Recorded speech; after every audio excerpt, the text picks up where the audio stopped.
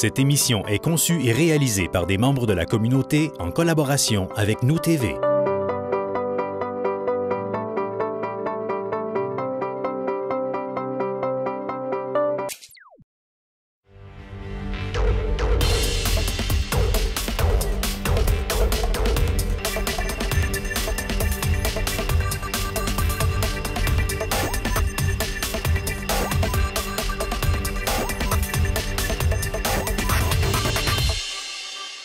Bonjour à vous et bienvenue à cette autre édition d'Alma en mouvement. La belle saison s'installe, ça nous donne envie de bouger. Quoi de mieux que d'aller faire un tour à la salle multisport d'Alma en compagnie de M. Alain Fortin, conseiller municipal au district numéro 8 et président du comité des loisirs et des sports de la ville d'Alma. On aura aussi la chance de jaser avec David Comeau, qui lui est responsable des activités extérieures au cours de la saison estivale et aussi des activités aquatiques. Suivez-moi.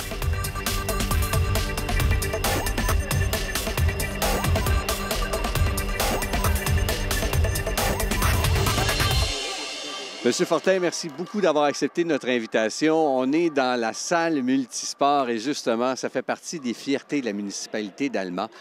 Tous les travaux, toutes les infrastructures, vous avez de quoi être fier du côté de la ville d'Alma? On est vraiment très fiers de nos installations. Comme tu le sais, Sylvain, quand on a entrepris les rénovations il y a quelques années, on a mis bon an mal an à peu près une trentaine de millions de dollars dans tout le centre Mario Tremblay, incluant le centre multisport où on est aujourd'hui à l'heure actuelle. Et c'est un actif qui contient beaucoup. On est très fiers de ça. Regardez, en fin de semaine passée, on a reçu ici même l'hommage aux bénévoles. Donc, on a reçu plus de 1000 personnes au brunch dimanche dernier. En même temps, il y avait un tournoi de hockey, un tournoi de hockey de la RSEQ, donc du scolaire. Encore une fois, bon nombre d'équipes, de visiteurs de partout. Oui, c'était provincial, ce tournoi de hockey-là. C'était vraiment... Et en même temps, une compétition régionale de natation. Et les gymnases étaient pleins. Donc, le stationnement était plein également. Et tout est occupé et tout le monde réussissait à cohabiter ensemble. Tout le monde cohabitait ensemble. Et c'est dans ces activités-là qu'on peut voir vraiment que nos actifs sont vraiment très utiles et complémentaires. Et sachant que pour le futur, plusieurs familles, plusieurs personnes désireuses de s'installer dans la région vont justement pointer du doigt les municipalités avec les meilleures installations en termes d'activité physique, bien, vous venez de vous positionner drôlement. Bien, pour les jeunes familles, comme tu le dis, Sylvain, c'est vrai que quand les jeunes familles cherchent à s'installer dans une municipalité, ils recherchent ces actifs-là. Donc, nous, de notre côté, on pense qu'Alma, on est bien positionnés. On a bien sûr fait des travaux. On remarque que ça bouge encore. Est-ce que c'est parce que vous tentez de faire des améliorations ou si simplement c'est des oublis qui ont été faits lors de la première construction, de la première phase, ou si ce sont des surprises que vous nous réservez? Ce ne sont pas des oublis, Sylvain. D'ailleurs, quand on a fini de construire ici le centre multisport, des subventions fédérales et provinciales qu'on a reçues, il y avait un surplus de 1 million qui nous restait à dépenser. De ce million-là, il y a des choses qui ne paraissent pas. Par exemple, le système de chauffage pour les piscines a été revu au complet, ainsi que le système de climatisation ici et de chauffage. Mais par contre, le centre multisport, aucun frais de chauffage. Ici, c'est toute de la chaleur récupérée du système des glaces qui réussissent à chauffer ici le centre multisport. Puis les piscines, ça c'était dû, ça n'avait été jamais refait. Donc, toutes les bouilloires ont été revues également à neuf. Donc ça représente au-delà de 500 000 $. Donc, on a mangé le budget un peu plus que la moitié. Mais à part de ça, ce qui paraît, comme en fin de semaine, je te disais tout à l'heure qu'on a reçu les bénévoles, on a acheté des rideaux coupe-son ici. Et puis également, sont noirs, donc ça fait plus chaleureux.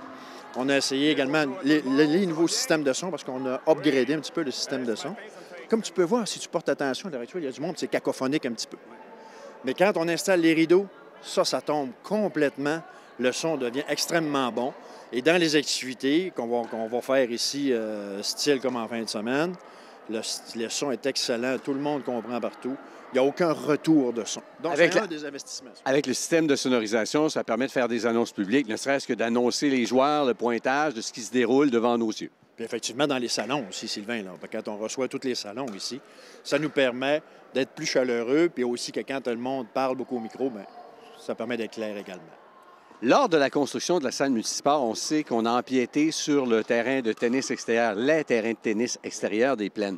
Est-ce qu'on a l'intention d'en reconstruire d'autres ou simplement les installations intérieures vont permettre de survenir justement aux besoins de la clientèle? Bien, ce qu'on a fait, c'est malheureusement, quand on a dû construire cette belle installation-là, il y avait 6 terrains de tennis qui ont été complètement détruits pour faire place au centre multisport. Je tiens à remercier d'ailleurs la patience des utilisateurs du club de tennis d'Alma. Ça fait quelques années de ça que ça a été détruit. Et d'ailleurs, cette année, de concert avec la commission scolaire, que je tiens à remercier également l'ouverture de la commission scolaire, il y a des terrains de tennis qui vont être construits cette année au coût d'environ 500 000 $. Ils vont être situés à l'avant du côté de la cafétéria du pavillon Wilbrod-Dufour. Donc, normalement, vers la fin de l'été, ça devrait être disponible pour les utilisateurs du club de tennis d'Alma. C'est une très bonne nouvelle. Et si on a empiété du côté des terrains de tennis, on n'est pas sans avoir fait aussi des travaux du côté du stationnement. Et quand on a plusieurs événements, bien, on a besoin justement de stationnement. Est-ce qu'il y aura des améliorations qui seront faites là-dessus? Bien, comme on l'a vu en fin de semaine, le stationnement était plein. Même d'ailleurs, ça s'est stationné dans les rues environnantes au centre Mario-Tremblay. Quand on a présenté la construction du tennis à la commission scolaire, il devait se faire à l'avant, à l'ouest du stationnement. Mais eux, à ce moment-là, on veut une opportunité et ils nous ont suggéré de nous louer à l'avant des terrains pour construire le terrain de tennis, pour permettre de dégager à l'avant du côté ouest, pas loin de l'école de formation professionnelle qui est située complètement au bout du terrain. À ce moment-là, on va faire une brèche dans la clôture et on va avoir accès également au stationnement de cette école-là. Et eux, l'école aussi, avait des problèmes de stationnement durant le jour.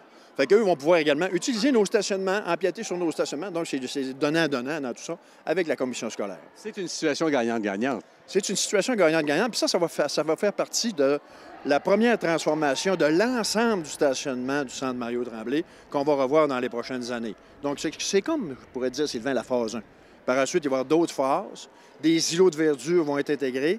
Et ça va être plus facile et plus facilement visualisable de pouvoir se stationner au centre Mario-Tremblay, même en plein hiver. Donc, à l'heure actuelle, on sait que l'hiver, des fois, le monde a de la misère à se stationner. On ne voit pas les lignes, c'est normal. Mais on s'en vient avec une belle transformation. Puis ça va nous permettre également, à l'avant du centre Mario-Tremblay, de mettre, par exemple, des bornes de recharge pour les véhicules. Effectivement, de plus en plus populaire. De plus en plus populaire. Et ça nous est demandé à la Ville d'Alma. D'ailleurs, il y a des citoyens qui s'achètent des voitures, nous envoient des courriels où je peux faire recharger ma voiture, à quel endroit. Fait qu'à ce moment-là, dans quelques années, on va penser à eux encore davantage. On va parler d'un tout autre dossier. Récemment, il y a une offre d'emploi qui est apparue pour la corporation d'une rive à l'autre. Est-ce que vous pouvez nous en parler un peu de cette offre d'emploi et pour la raison pour laquelle on a besoin d'un employé à temps plein? Oui, c'est un employé à temps plein. C'est un directeur général, autrement dit, qui va piloter cet organisme-là d'une rive à l'autre. Une rive à l'autre, ça va comme joindre tout ce qui est fait à l'heure actuelle à la Villa Saguenay et au Club d'Orval. Puis en même temps, également, la Pointe des Américains qu'on veut développer davantage. Donc, ces trois systèmes-là vont être regroupés sur un seul regroupement qui est vraiment d'une rive à l'autre. Et, bien sûr, ça va aider également les fameux bénévoles. Tu sais, les bénévoles, on a tellement besoin, Sylvain, dans nos organisations. Ça va vraiment superviser tous les bénévoles, le travail qui est fait dans ces deux organisations-là. Et on veut développer également ces choses-là 12 mois par année. Donc, le centre d'Orval devra opérer normalement 12 mois par année quand on parle du fatback, quand on parle du vélo de montagne, quand on parle du ski de fond. Et la même chose du côté de la Pointe des Américains. Donc, on va se servir des deux sites pour différents sports, différentes activités physiques que la population, justement, pourrait faire et aussi les gens de l'extérieur parce qu'on pourrait tout aussi bien organiser des compétitions régionales et provinciales. Effectivement, on pourrait organiser ça. Puis également le partage d'équipements. Et quand on parle d'une surfaceuse peut faire le travail un peu partout. Puis effectivement, là, ça nous aide vraiment à maximiser nos installations. Parlant d'installation, outre Pointe des Américains, Club d'Orval, le Centre multisport, on a aussi des parcs. Oui. Est-ce qu'il y aura des aménagements qui seront faits, des nouveautés à venir? Effectivement, il faut prendre mes notes, Sylvain, si ça ne te dérange pas, parce qu'il y en a plusieurs améliorations dans les différents parcs de la Ville d'Alma. Premièrement, dans le secteur 1, qu'on parle Saint-Cœur-de-Marie et de l'île, Île-Maligne, il y a l'aménagement d'un aire de jeu d'eau. Donc, le deuxième à la Ville d'Alma, après celui qui est situé après la passerelle au centre-ville. Un jeu d'eau va être ajouté à Saint-Cœur-de-Marie. Donc, ça va permettre à ces citoyens-là d'en bénéficier. On trouvait que les gens de Saint-Cœur-de-Marie n'avaient pas accès facilement à ce genre d'équipement-là. Fait que cette année, on a pensé à eux en installant un jeu d'eau là, dans leur secteur. Et également, les parcs vont être améliorés dans ce secteur-là également. On parle d'un rail de skate, ces choses-là, toujours dans le même parc à Saint-Cœur-de-Marie. Dans le district 2, l'ajout d'une petite aire de jeu près du terrain de baseball à Sainte-Marie. Donc, toujours à l'arrière de la Société d'histoire. On fait encore de la progression dans ce parc-là. District 3, ajout d'un gazebo au club de Château-Param. Donc, on parle du secteur Saint-Georges. Donc, il va y avoir un gazebo qui va être construit là. Petite aire de repos avec toi sur la terre. Effectivement. Puis, il y a également de l'élagage qui va être fait parce qu'il y a des arbres qui ont poussé sur le bord de l'eau. Donc, on fait de l'élagage dans ce coin-là pour permettre aux gens d'avoir une meilleure visibilité quand il y a des compétitions sur le bassin. District 4 ajoute d'un module d'entraînement extérieur dans le parc Saint-Sacrement et éclairage également des œuvres d'art au parc Falaise. Ça, c'est intéressant. Dans les fin des années 60, il y a eu un symposium à Alma qui nous a légué différentes sculptures qui ne sont pas éclairées dans le parc Falaise. Donc, cette année, on va faire quelque chose de nouveau. On va essayer de mettre en valeur davantage ces sculptures-là. Dans le district 5, finaliser les travaux de drainage du parc Saint-Pierre et débuter l'an dernier, bien sûr, avec un verger. Donc, à l'heure actuelle, il y a déjà des vergers qui ont été introduits. Il y a d'autres vergers qui vont être introduits cette année dans le secteur Saint-Pierre. Merci beaucoup, M. Fortin. On aura la chance de revenir sur les autres installations dans les différents parcs parce que dans les prochaines minutes, nous allons rencontrer David Comeau, un membre de votre équipe, justement, qui nous parlera de toutes les activités au cours de la saison estivale. Merci à vous de l'invitation. Plaisir, Sylvain. À la prochaine.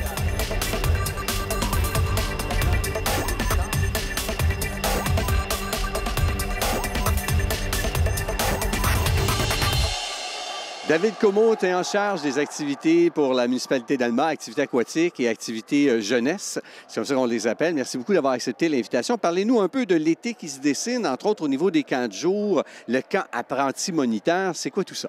Bien, effectivement, il y a encore une belle programmation, beaucoup d'activités qui vont être proposées aux familles à Alma cette année encore avec le camp de jour. Le camp de jour a plusieurs nouveautés à offrir, particulièrement au niveau des camps spécialisés. Donc, un camp plein air pour les jeunes de 10 ans et plus, puis un camp culture pour les jeunes de 10 ans et plus aussi, qui vont avoir, chacun de ces camps-là va avoir des ateliers spécialisés une fois par semaine, là, un thème par semaine tout au long de l'été. Le camp d'apprenti moniteur s'adresse aux 14 ans et plus. C'est des jeunes qui sont mordus du camp de jour, qui viennent souvent depuis plus longtemps que mes moniteurs, qui sont des habitués, puis qui veulent continuer, puis apprendre un peu le rouage du métier, c'est quoi devenir moniteur et tout. Donc, c'est vraiment un beau produit là, pour les ados, là, pour les faire bouger, puis leur faire des expériences constructives tout au long de l'été. Là. On parle d'été. Est-ce que ça dure tout au long de la saison estivale ou ce sont des parties des 2 semaines, des 1 mois? Bien, le camp de jour débute le 24 juin. Puis il se termine le 9 août. C'est 7 semaines d'activité. Puis il y a différents forfaits, là, soit 1 jour, 2 jours, 3 jours, 4 jours, 5 jours, semaine, ou première moitié de l'été, deuxième moitié de l'été, ou le camp de jour complet, évidemment. Là. On a parlé tantôt des installations dans les différents parcs avec M. Fortin. Il y a aussi des activités qui vont être faites à l'extérieur avec les familles. Oui, tout à fait. Lire et délire est de retour encore cette année à la demande générale. Lire et délire, pour ceux qui ne savent pas encore c'est quoi, c'est un mélange d'un petit camp de jour et d'une bibliothèque itinérante qui se promène. C'est 2 animatrices d'expérience qui vont faire le tour des parcs les matins et les après-midi durant l'été. Puis vont proposer aux familles des activités, oui, d'initiation à la lecture, mais toujours loufoques et très actives pour tout le monde. Et on espère atteindre un niveau de combien de jeunes au cours de la saison estivale?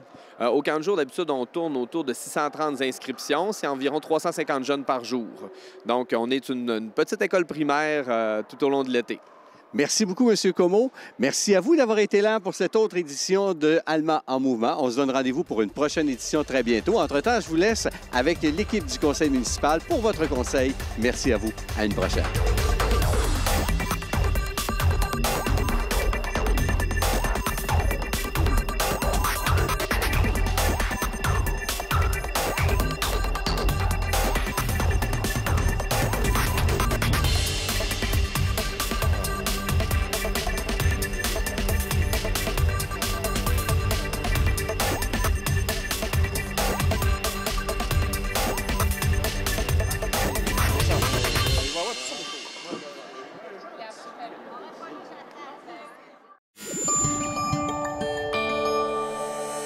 Nous TV, fiers de faire rayonner notre communauté.